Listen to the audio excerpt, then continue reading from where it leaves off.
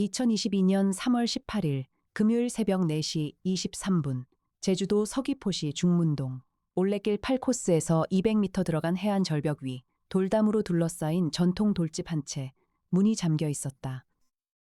안에서 잠긴 것이었다. 창문도 걸쇠가 내려져 있었다. 아침 7시에 우유 배달부가 문 앞에 놓인 전날 우유가 그대로인 걸 보고 이상하게 여겨 경찰에 신고했다. 서귀포경찰서 형사 2명이 도착해 문을 부쉈다. 안으로 들어선 형사 1명이 3걸음 만에 멈춰 섰다. 거실에 3사람이 있었다. 한 남자와 2 여자, 셋 다 소파와 의자에 앉은 자세 그대로 굳어 있었다. 눈이 휘둥그렇게 열려 있었고 입이 벌어진 채 비명을 지르는 형상이었다. 하지만 소리는 없었다. 3사람 모두 숨이 끊어져 있었다. 아니, 정정한다. 한 사람은 살아 있었다. 가운데 앉아있던 남자, 오세광. 55세. 심장은 뛰고 있었지만 눈동자가 아무것도 비추지 않았다. 손을 흔들어도 이름을 불러도 반응이 없었다. 의식이 완전히 사라진 상태. 식물인간. 양쪽에 2 여자, 누나 오정란 58과 여동생 오수미 52는 사망이 확인됐다. 사인은 아직 불명. 외상 없음, 중독 의심, 그러나 독극물의 흔적도 음식물 잔해도 약물병도 발견되지 않았다. 방 안에는 아무 냄새도 없었다. 아니, 한 가지 아주 미세하게 형사 중 1명이 코를 찡그리며 말했다. 뭔가 탄 냄새? 향 같은 게 있었나? 벽난로 안에 재가 남아 있었다. 제주의 3월 밤은 아직 쌀쌀해서 불을 떼는 건 이상하지 않았다. 재 속에서 특별한 건 보이지 않았다. 그냥 나무재. 사건은 원인 불명의 동시 사망 사건으로 보고됐다. 같은 날 오전 11시 서울 마포구 합정동 50층짜리 검은 유리 빌딩 꼭대기층 강혁탐정사무소. 강혁은 라운지 소파에 깊이 앉아 뉴스를 보고 있었다. 제주도에서 올라온 속보. 제주 중문동 돌집에서 3남매 중 2명 사망, 1명 식물인간 상태. 화면에 돌집과 올레길 풍경이 비쳤다. 이상하네. 강혁이 중얼거렸다. 키 185cm, 75kg. 검게 그을린 얼굴에 짧게 깎은 머리, 왼쪽 눈썹에 흉터.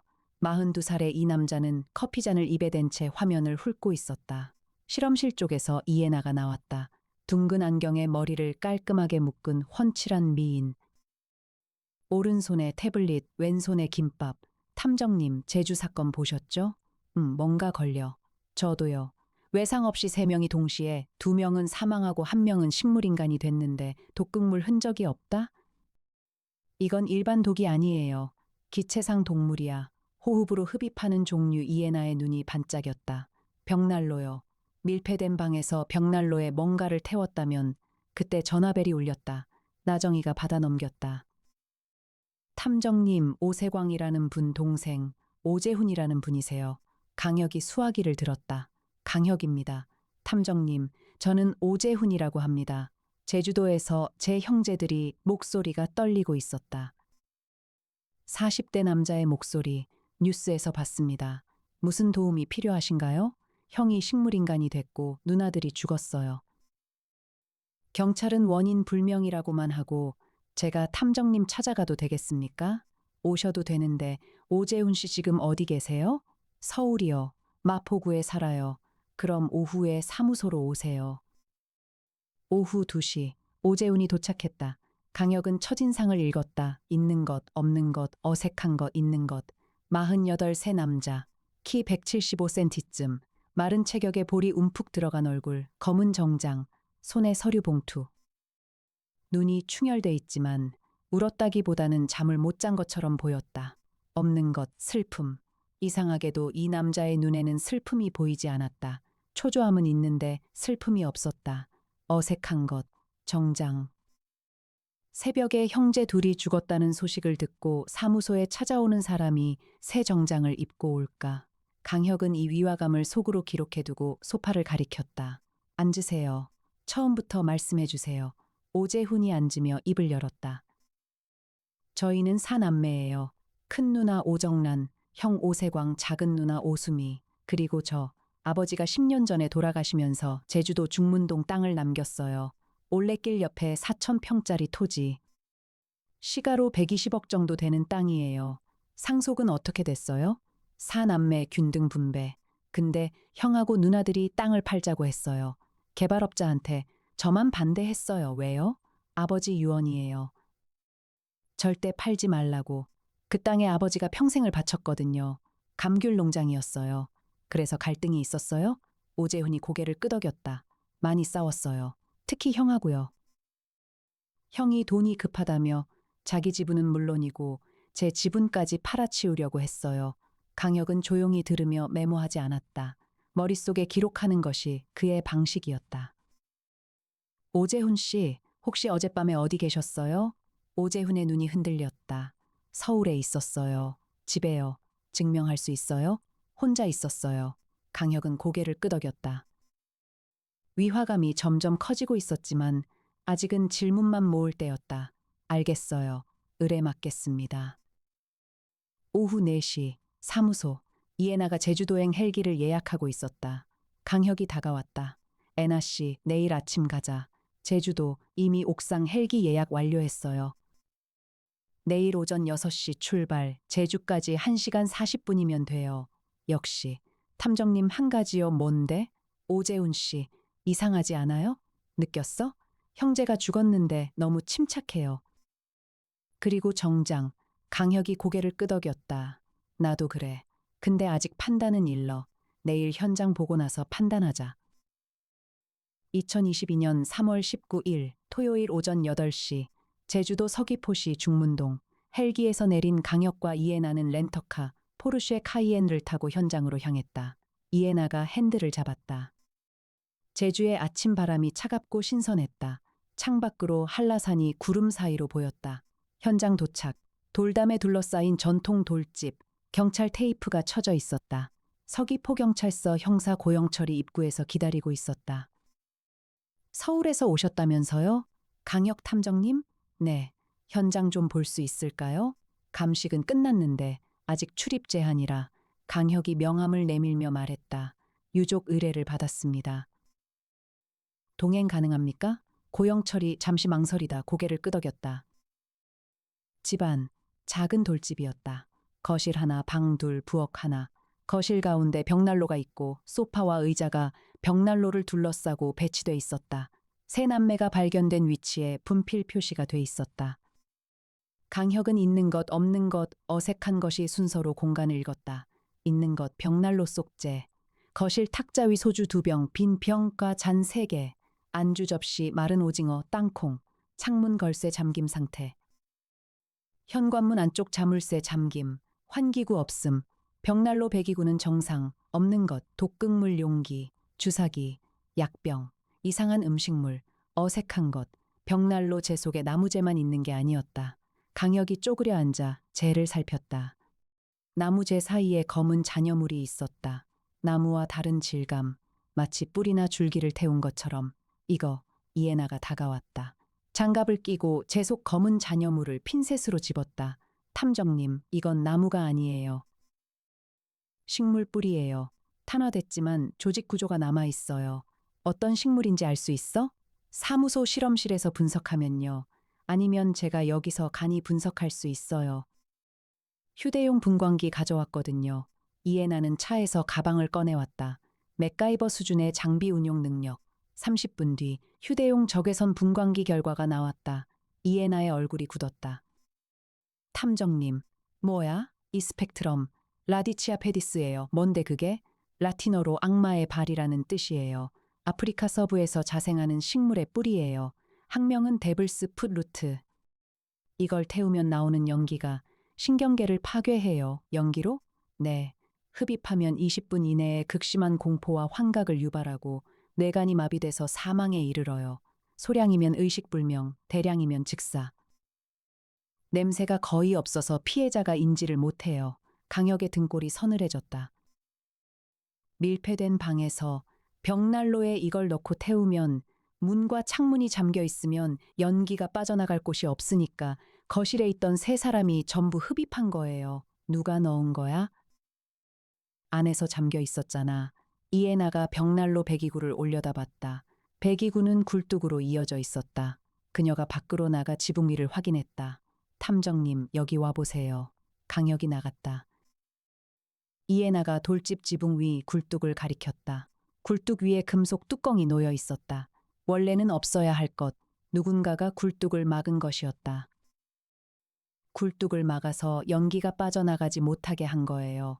그리고 벽난로 불에 독초 뿌리를 넣은 건 바깥에서도 가능해? 이해나가 고개를 끄덕였다. 굴뚝으로 위에서 떨어뜨리면 돼요. 불이 타고 있을 때 완벽한 밀실 독살이야. 오후 2시 제주 서귀포시내 카페. 강혁은 사건의 구조를 정리했다. 범인은 밤에 돌집 밖에서 굴뚝 위에 뚜껑을 올려 배기구를 막고 위에서 악마의 발뿌리를 투입했다. 벽난로 불에 뿌리가 타면서 돌연이 발생했고 밀폐된 실내에서 세 남매가 흡입해 2명은 사망, 1명은 식물인간이 됐다. 범인은 이 식물을 구할 수 있는 사람이야.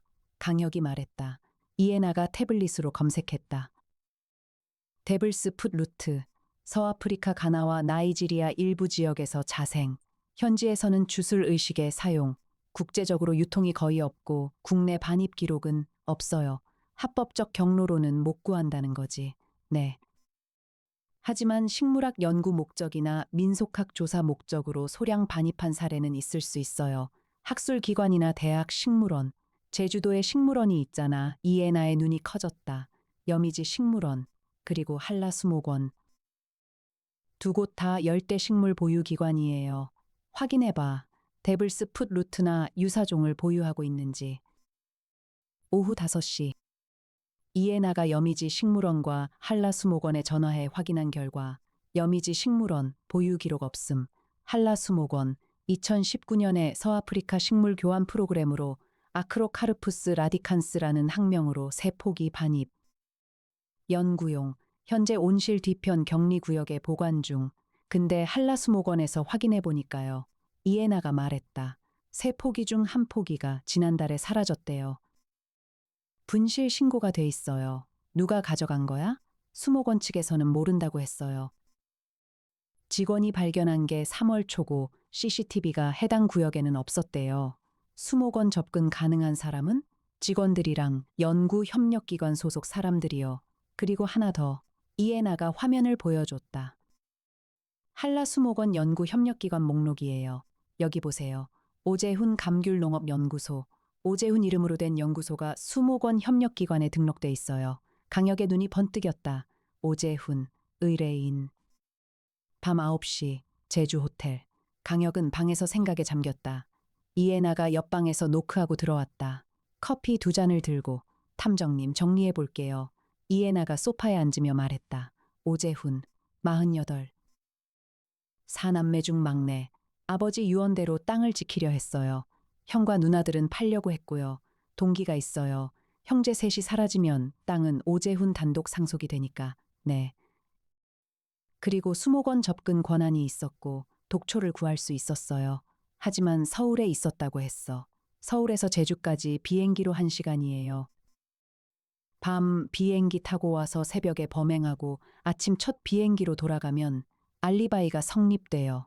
강혁이 고개를 끄덕였다. 항공 기록 확인해봐. 이해나가 태블릿을 두드렸다. 20분 뒤 결과가 나왔다. 3월 17일, 사건 전날이에요. 오재훈 이름으로 김포에서 제주로 가는 비행기 기록이 없어요, 없어? 네. 근데 다른 이름으로 탔을 수도 있고 차편으로 목포에서 배를 탔을 수도 있어요. 목포 항구 CCTV 확인할 수 있어? 내일 해볼게요. 2022년 3월 20일 일요일, 강혁은 형에게 전화했다. 형, 나 혁이야. 혁아, 제주도라며? 형 오재훈이라는 사람 조회 좀 해줘. 48, 서울 마포구 거주, 감귤농업연구소 대표.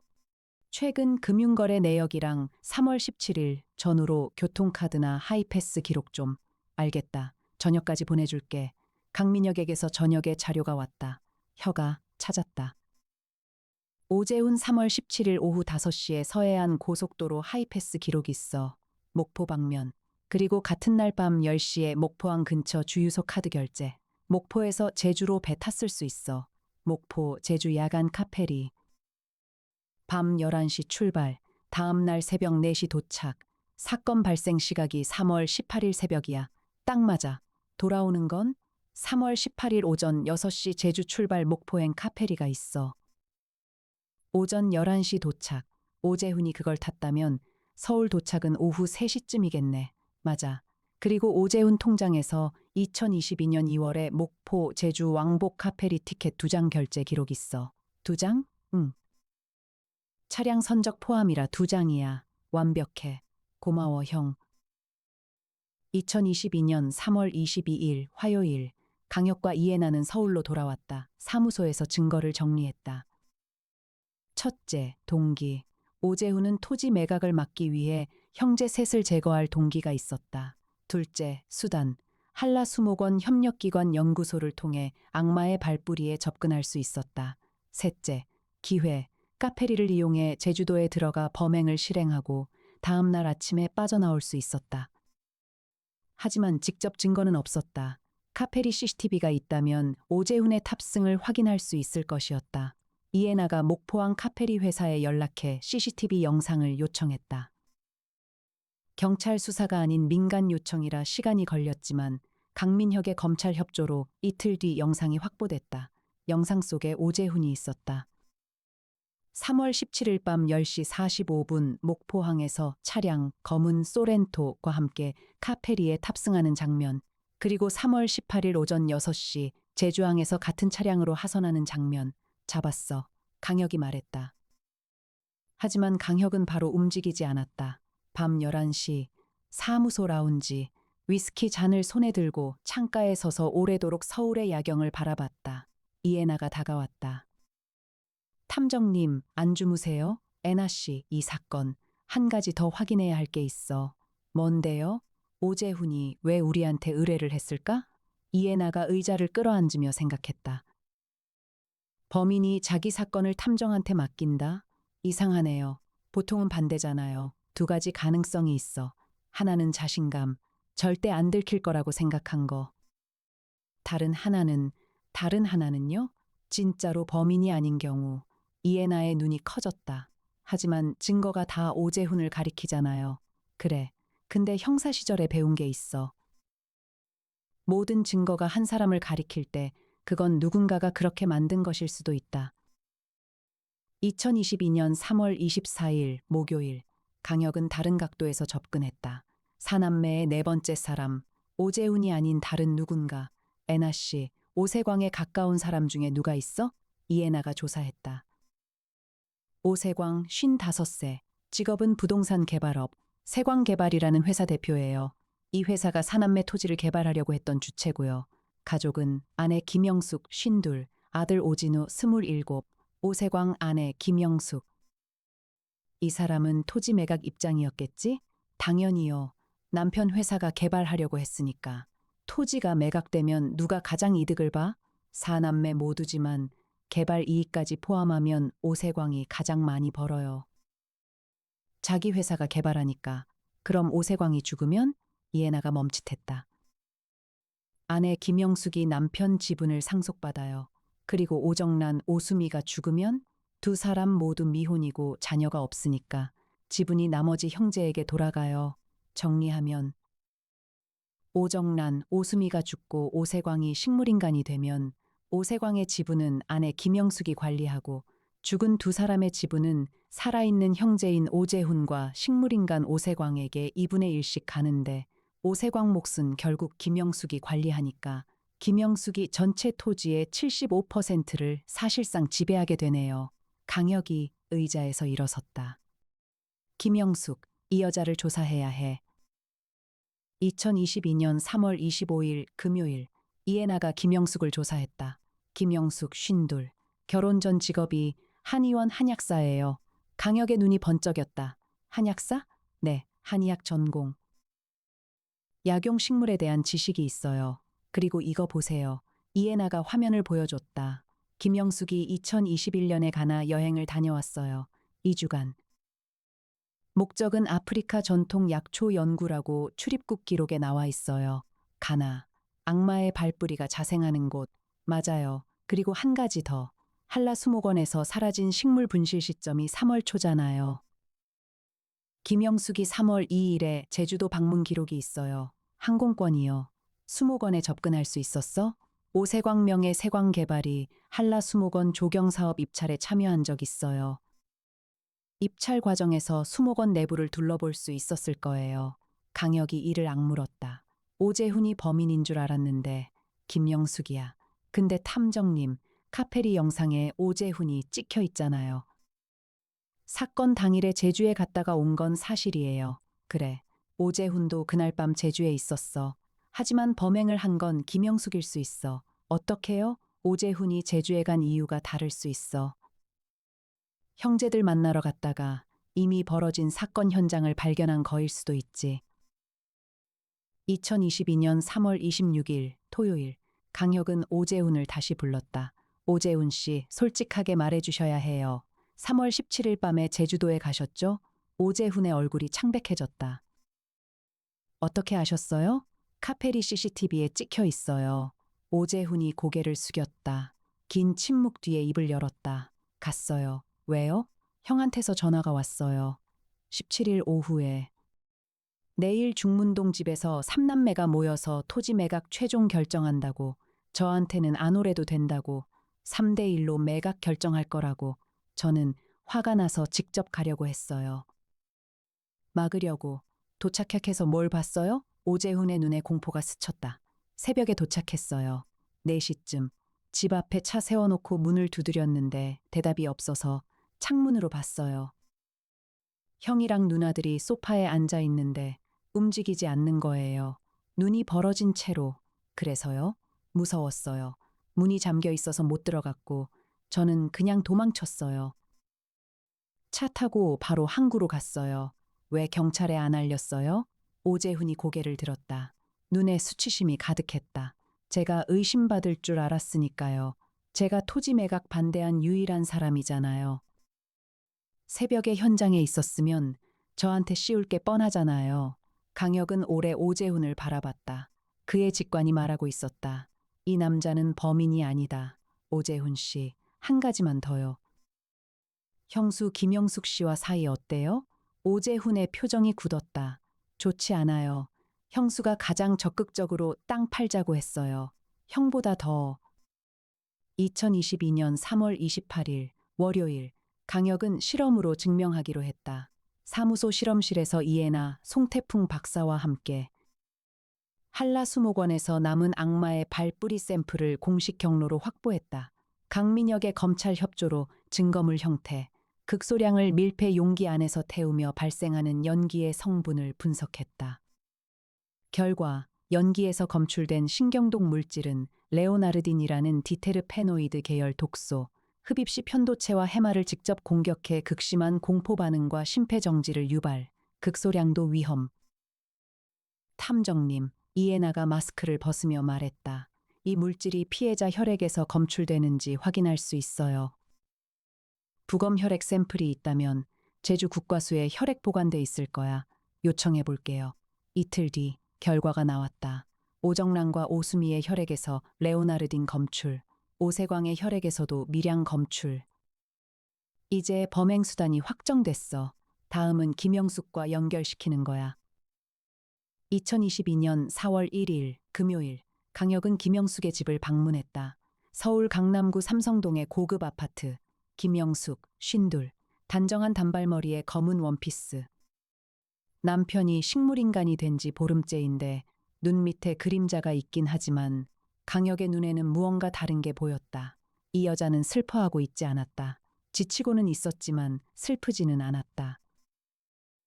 강 탐정님, 오재훈 씨가 의뢰하셨다면서요? 네, 몇 가지만 여쭤볼게요. 김영숙 씨, 2021년에 가나 여행 다녀오셨죠? 김영숙의 눈이 미세하게 떨렸다. 네. 약초 연구 여행이었어요. 거기서 혹시 악마의 발이라는 식물에 대해 들으신 적 있어요? 김영숙의 손이 찻잔 위에서 멈췄다. 무슨 뜻이시죠?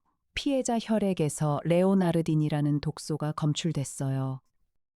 이 독소는 데블스 풋루트를 태울 때만 나오는 물질이에요. 가나에서 자생하는 식물이죠. 김영숙의 얼굴이 하얘졌다. 저는 그런 거 모릅니다. 3월 2일에 제주도 가셨죠? 병원 일로. 한라수목원 근처에도 가셨어요? 강혁은 더 이상 묻지 않았다. 일어서며 말했다. 김영숙 씨, 조만간 경찰에서 연락이 갈 겁니다. 2022년 4월 4일 월요일 강민혁이 검찰 수사를 개시했다.